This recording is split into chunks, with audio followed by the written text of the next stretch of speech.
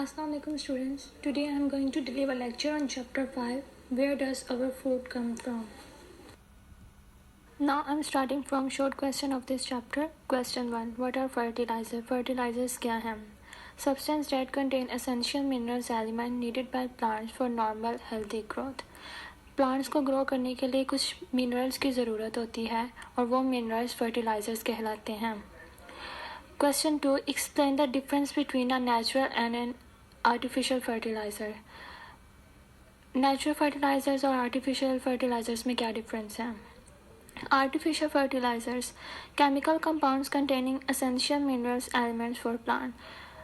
यानी कि chemical compound से जो मिनरल्स बनाए जाते हैं उन्हें आर्टिफिशियल फर्टिलाइजर्स कहा जाता है. Natural fertilisers, sewage, sludge, animal manures and compost are natural fertilisers. और जो सेवेज सिस्टम से, स्लज से यानी कीचड़ से और एनिमल मैन्योर्स और कंपोस्ट से जो फर्टिलाइजर्स बनते हैं उन्हें नेचुरल फर्टिलाइजर्स कहा जाता है. Question 3. Name 3 natural fertilisers.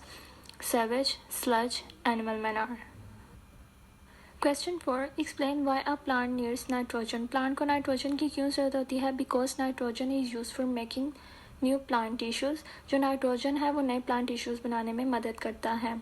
Second, potassium. Potassium use for making flowers and fruits. जो पोटाशियम है वो फ्लावर और फ्रूट्स बनाने में मदद करता है. Third, phosphorus. Phosphorus is use for making roots. और जो फॉस्फरस है वो रूट्स बनाने में मदद करता है. And last, magnesium. Magnesium is use for making chlorophyll for photosynthesis. जो मैग्नीशियम है वो फोटोसिंथेसिस के प्रोसेस में क्लोरोफिल बनाने में मदद करता है. Question 5. Name 4 things for which plant compete. यानी कि प्लांट किन चीज़ों के लिए स्ट्रगल करता है? Plant compete for water, air, sunlight and minerals. Question 6. What is a weed. Weed किसे कहते हैं? Plants growing in the wrong place especially in the field of cereal crops are called weed. Well, जो weed है वो एक unwanted और drugs plant होता है. अगर ये किसी भी फूड क्रॉप के अंदर ग्रो करने लग पड़ता है तो ये उस फसल को ख़राब कर देता है.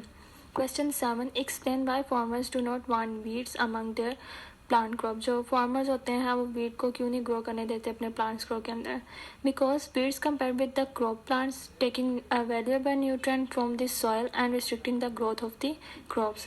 जब वीड क्रॉप प्लांट्स के अंदर ग्रो करना शुरू करते हैं तो ये ज़मीन के अंदर से वैल्यूएबल न्यूट्रिएंट्स को टेक करना शुरू करते हैं, जिसकी वजह से जो क्रॉप्स होती हैं उनकी जो ग्रोथ है वो रुकने लग पड़ती है.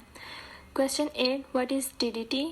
Dichloro diphenyl trichloro ethane still use in some parts of the world. जो DDT एक मेडिसन है वो क्यों अभी तक दुनिया के कुछ हिस्सों में इस्तेमाल की जा रही है? It is use to control the spread of malaria by mosquitoes. ये मलेरिया यानी कि जो मॉस्किटोज़ मलेरिया फैलाते हैं उसको कंट्रोल करने के लिए यूज़ की जाती है. Question 9. Name the 5 conditions that plants need for healthy growth. Plant को किन चीज़ों की ज़रूरत होती है हेल्थी ग्रोथ के लिए? Plant needs light, water, carbon dioxide, minerals and suitable temperature for healthy growth. जो प्लांट्स होते हैं उनको लाइट की ज़रूरत होती है, सनलाइट की, पानी की, कार्बन डाइऑक्साइड की और स्पेशल मिनरल्स जैसे कि फर्टिलाइजर्स हैं और सूटेबल टेम्परेचर, ताकि वो हेल्थी ग्रोथ कर सकें. Question 10. What are herbicides, fungicides and insecticides? Herbicides used to kill weeds without harming the crops. जो herbicides होते हैं वो weeds को kill करते हैं crops को बगैर नुकसान पहुंचाए. Fungicides used to kill fungal competitors that might affect food crops. जो fungicides होते हैं वो fungal competitors को ख़त्म करते हैं, kill करते हैं जो कि फूड क्रॉप्स को इफ़ेक्ट करते हैं. Insecticides have been developed to kill insects. और जो इंसेक्टिसाइड्स होते हैं वो इंसेक्ट्स को किल करने के लिए यूज़ की जाती हैं. Question 11. What is greenhouse? Greenhouse are traditionally made of glass, but more and more food produce are using polythene sheets stretching over metal frames.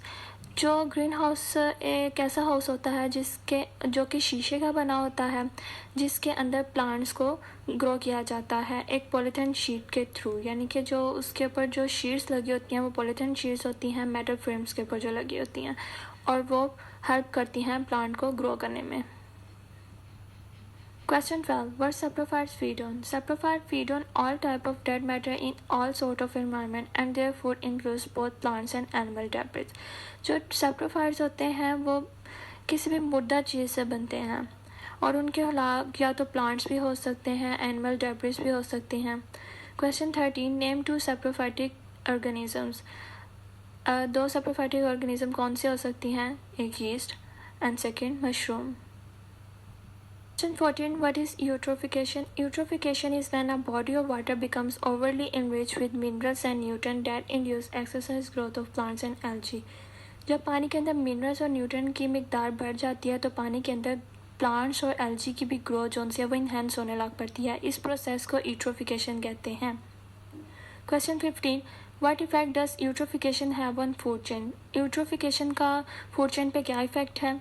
Eutrophication is an overabundance of nutrient in a water body.